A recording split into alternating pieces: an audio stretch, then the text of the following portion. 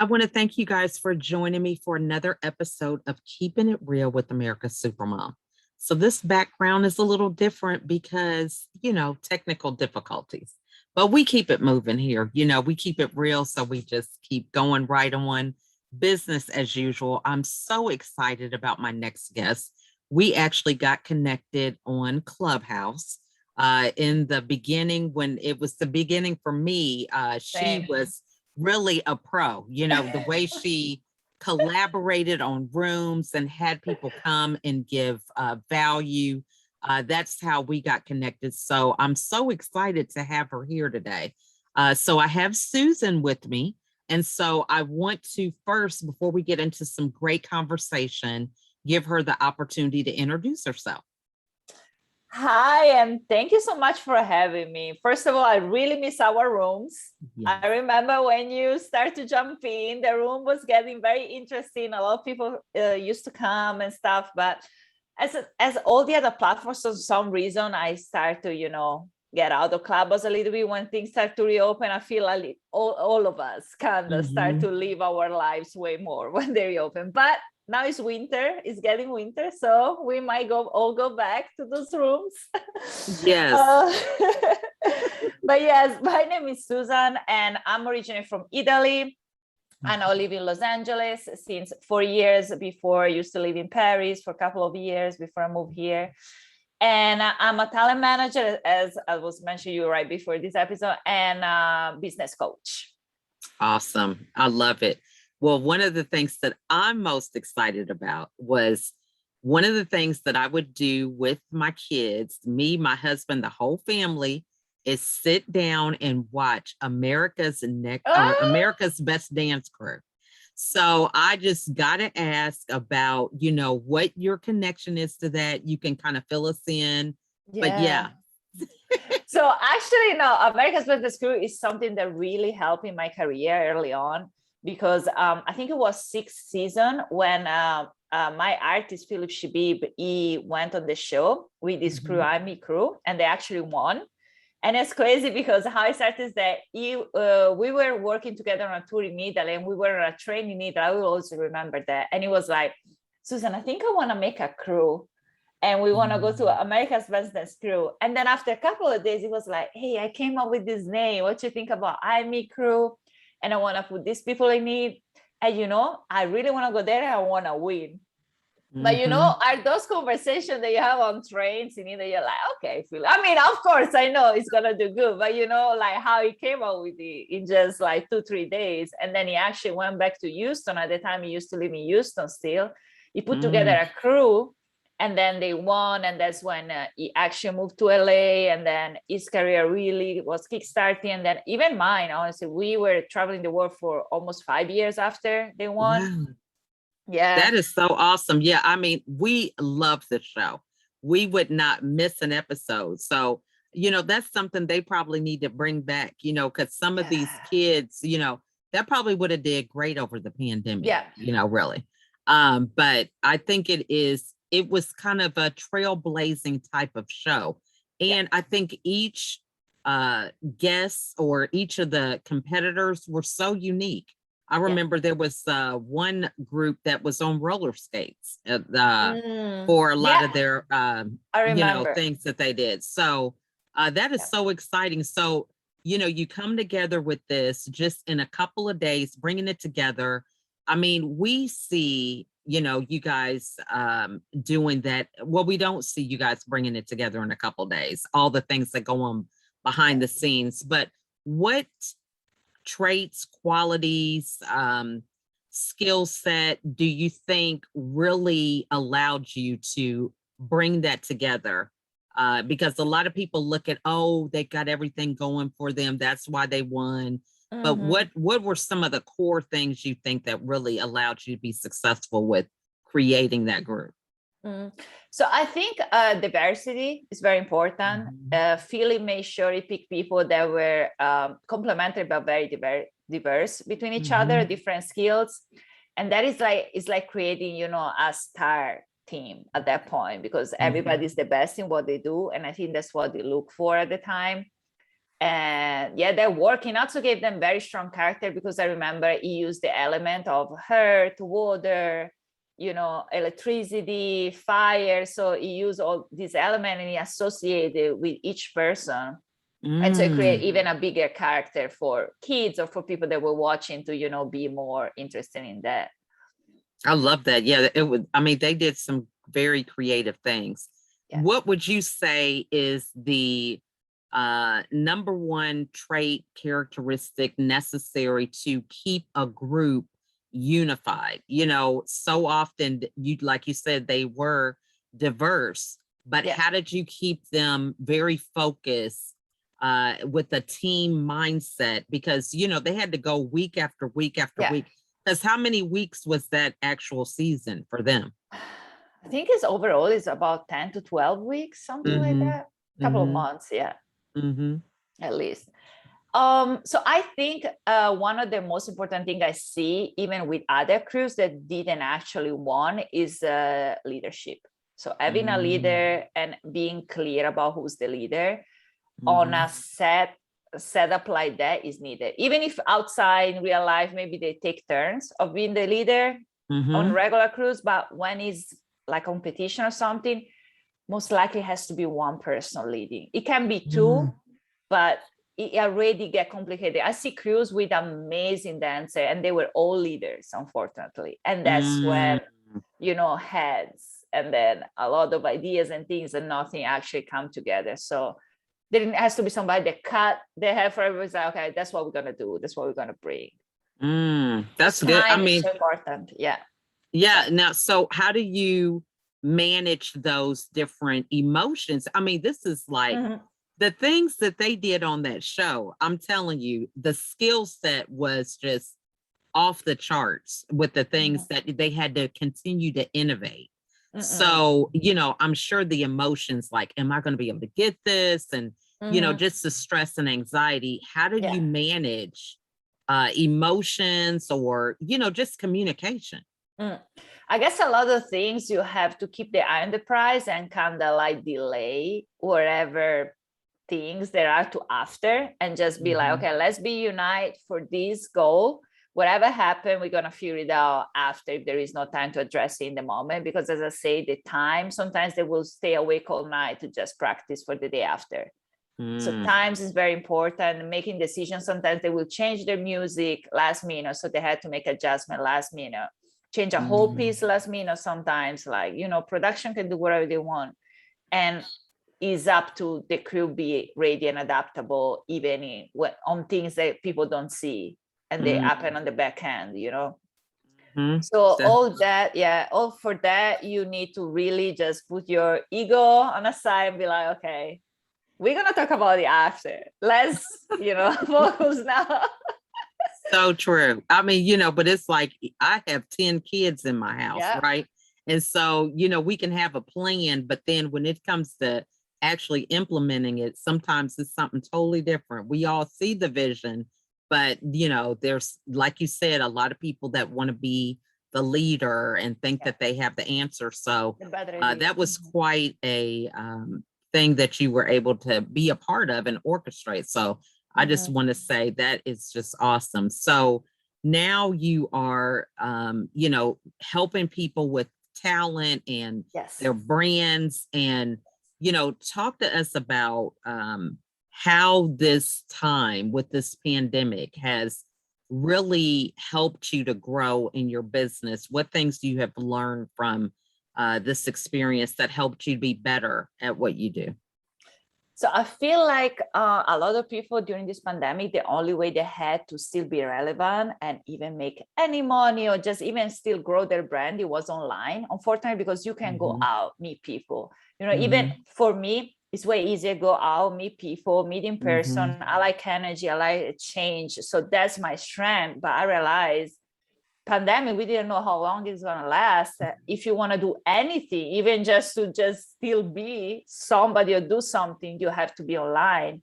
And so there was a big I would say translation of personalities and reputation online of people that even never been online before, you know? And so doing this for my talent before heavily, because they were already online, but it wasn't that heavily because they still have big events to go to where they could, you know, easily meet people. So that was the big transition I had to do for them, to put everything online, and then for myself. And then I realized, wow, if we have this need, I feel everybody has this need, any kind of job you do, any kind of business you're doing, you need a presence online, even, you know, a small one, but you need to show up somehow. And so just helping people to learn how to show up for who they are and translate it on social media is not the easiest things, because it took me time to understand. And I still struggle sometimes. I still don't know what's the best way to show who I am. So that I think I think we all kind of struggle with that. Yeah. You know, I mean, it's just something that as soon as you think you've kind of arrived and got it, then something else comes out, you know, Exactly. like Clubhouse, or, you know, they've got all these new platforms. So I guess another question is, you know, with you working with branding and the way that everything is going with AI, augmented reality, you know, we've got these metaverse and all this. So what advice would you give businesses about really staying relevant when it comes to a lot of these things changing? You know, how do we kind of stay abreast of that? So I would say to try as much thing as you can, and then stick with the one that align the most with you. No matter is the last trend, no matter if it's, you know, but alignment, I feel is way more important than being, because it's impossible to be on top of everything that's happening, you know, it's impossible. So I would say be open, try everything, but then when you go for something, you feel comfortable with something, it can be a platform, it can be a way of communicating with your audience, just go for it and just focus on one thing, and then spread all the followers, all the things that you collect in this platform in other platform, instead of maybe try to be in so many platforms at the same time. You know, even if you don't feel like, some people, for example, they don't feel comfortable on TikTok, even if it's very amazing grow right now, they don't feel comfortable on LinkedIn.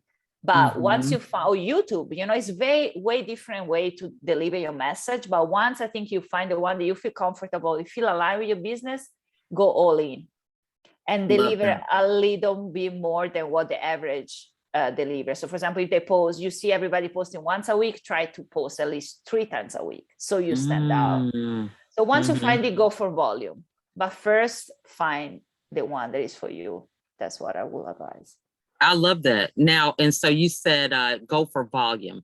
So what are some things that are some key ways that people can go for volume? So I heard you say if someone's doing it once a week, maybe do 3 times. Some tips, because a lot of people are like, let me just get on here, you know, but what kind of strategy should they have? So there are a lot of different strategies based on what you want to accomplish, but I would say just to make it simple, once you find your platform and you get a result and you see your ideal client is there, try to, as I say, show up a little bit more than other people do, at least at the beginning. So the first, I would say 3 to 6 months to a year, be consistent with our expectation. If you feel that's the right one, just go in, and you will see that it will pay off. It just like every social media, since it's a free platform, you won't see results right away. And even posting like everybody posts, you won't see results. You gotta stand out, because there is so many people posting about the same thing I'm posting about. And so even if my stuff is amazing, if I don't show enough to people, even looking as repetitive as I look, people won't see, because it's so fast. People don't have time, you know? I think that is a good point. And so is there ways that they should be recycling things? Because that's another thing, you know, it's like, I love it. You do a live, you know, on Instagram or something. And I'm like, first of all, who is seeing your stuff? You know, because there's so many people doing it at the same time. But we sit there and self-sabotage. We have doubt about what we're doing, and nobody's even watching. So what are some tips about, you know, how do we repurpose some of these things or ways that we can have that volume? Yes, I love that. Or proposing content, even from this, for example, piece of content, it can be IGTV video. It could be, if we were on Insta, it could be a live. It can be a podcast. It can be later you can chop and make it reels for Instagram, put it in stories, even maybe transcribe it, put some pieces on LinkedIn. So there are many ways. YouTube, like literally with this piece of content, like you're shooting right now, horizontal, you can chop it and you can make it in so many different things. Of course, it's better to create vertical for stories, for reels, like if you want to go into details. But as I say, like I think you as me is like we have a business to run. So the time that we can show up is limited. So I think that's the best way for us is that create a great piece of content and chop it up in different formats. Love that. I think that is really a key thing because, you know, sometimes people get tunnel vision. They just think, oh, well, I'm a podcaster. And they don't think, you know, even just transcribing a podcast. Yeah. You know, that's an article. That could be an ebook. You know, that could be anything, you know. So I love that you mentioned that. So talk to us about the idea of being from such a diverse background. You know, you said you're from Italy and then you're in Los Angeles, you lived in Paris. I mean, for people that are just kind of nervous about, you know, maybe the language barrier or culture differences, what advice would you give them about getting out of their own way and just going for, you know, their dreams? So language is one of the, I'm glad you mentioned, is one of the main things that stop a lot of people, myself included, for a long time. And then like, and I still nowadays want to go to class. I still want to do accent reduction class. And I start and I do it for a little bit. And then honestly, I forget about it because I'm so focused on even just making a living, doing things that I'm like, if I try to be ready and be perfect to just put myself out there, it's going to take me forever, you know? And so I'm like, I don't have this time, honestly. I don't have the patience even to do it. And so I will do my best. But at one point I'm like, I will just make sure I deliver content that add value. I try to help people. And then at that point, I feel my action and the value of what I deliver will be more than the, you know, language barrier things that I have, problems that I have. And that's what I think in my subconscious, that's what he hopes. And then it's like, oh, people don't even notice that. So true. So, I mean, it's like, you know, when you go through the whole thing of like, okay, I'm going to turn the camera on, I'm going to go live. And you have this idea that thousands of people are watching you and nobody's on. You know, sometimes it's only like 5 viewers, you know. So I think sometimes the issues that we have with ourselves, nobody else is the wiser of. They don't have any clue, you know.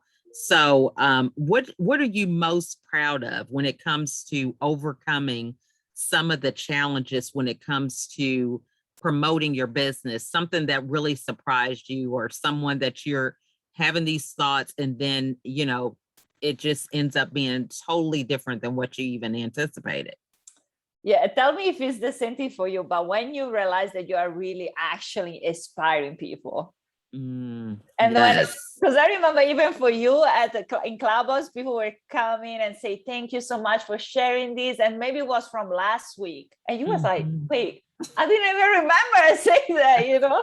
So true. So true. That is priceless. Yeah. I think that I love what you said about you can be doing all this work for something to be perfect and it's going to take forever, you know, because there is no real perfect, you know, as soon as you feel like you've got it, then something else comes along, you know? So I think that is so true. I mean, I tell you, I have one other question in terms of networking. What advice would you give people about, you know, going out there? Because now some people are live, you know, in person. Some people are still in a virtual space. What advice would you give people about getting out there, networking and generating connections for their business? Exactly as you say. So I feel everybody, even people that go on social media, that try this new thing, at the end of the day, they all want connections. Mhm. It's so hard to find somebody that can actually see you, see what you're good at, and want to tell you, want to help you, because they see that in you, and maybe see there is something that you don't have the courage to do, or maybe you didn't have the right opportunity or people around. Oh, we froze. No, you're good. Oh, okay.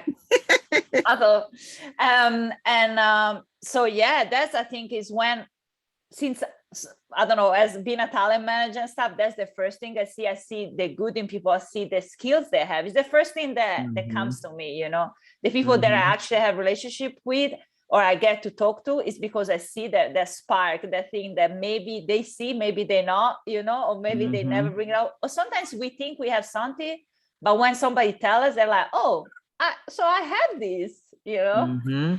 And so I feel sometimes just even call out a good thing that you see in a person can really give them confidence, bright them up, and then give them the little push that they already have everything, that you don't do nothing for them. You don't, but just calling out can awake them inside of them. I love that. Yeah, that's what I think is the most important thing. I be somebody that just generally tell you something that you do that, or they see you.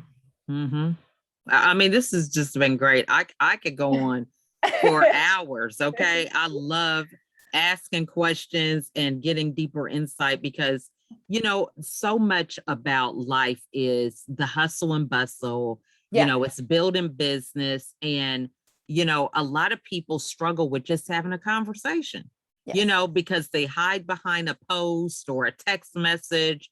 And then when they get the person on the phone or something, they don't know what to say.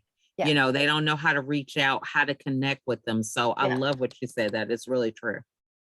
Communication is also, it's something that you have to learn yourself, I realize too. Emotional intelligence, communication, how to express something is literally a journey.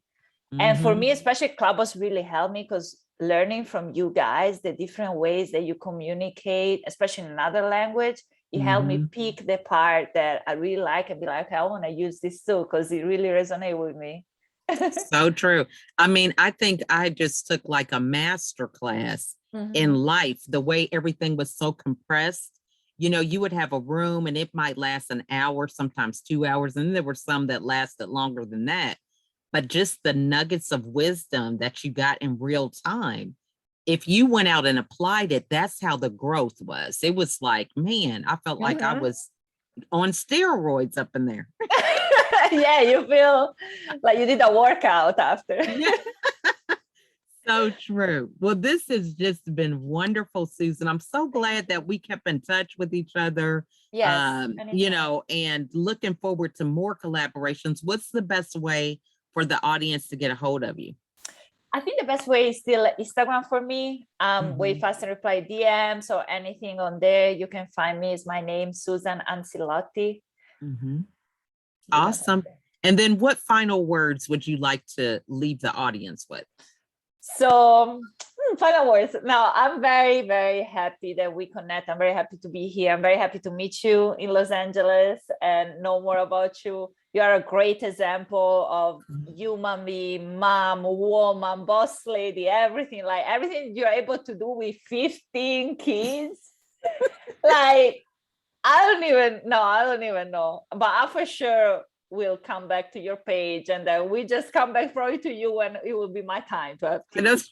Because probably one for you will be like, oh, this is a joke. You know what? And every child is different. And I was an only child. I didn't have any brothers and sisters. So me too, I'm an only child. Yeah. So I just, you know, I always ask for a brother or sister every birthday or Christmas. And I'm like, I guess I answered my own wishes. You know, I might have needed to plan that a little differently, but you know, it's a lot of joy. There's never a dull moment, you know. You learn a lot about yourself. It helps you be a good communicator. Everybody's not the same. You know, you definitely learn a lot about yourself and other people. So patience. You learn patience. I'm sure you do. And it's so funny because everybody's like, you know, they have all these kind words. I'm like, I don't know. You ask one of my kids on any day, they might have something different to say. You know what I mean? It's so funny. But yeah. But just got to keep it real. That's the reality, because a lot of people see that your success and things that you're doing, and they have this mindset that it's always, rainbows and daisies. And it's like, look, this is some work. Okay. You never know what's going on behind the scenes. Same. Mm-hmm. Same. We try to spread wiseness and joy, but I know sometimes it's like, it's not the day to day. It's so true. It's so true. And I think that's a good point. You bring that up because people feel like they have to show up all the time. And that was one of the things like Clubhouse, sometimes you had to get off there. If you felt like you couldn't show up the way you wanted to, don't get on there. Don't do that.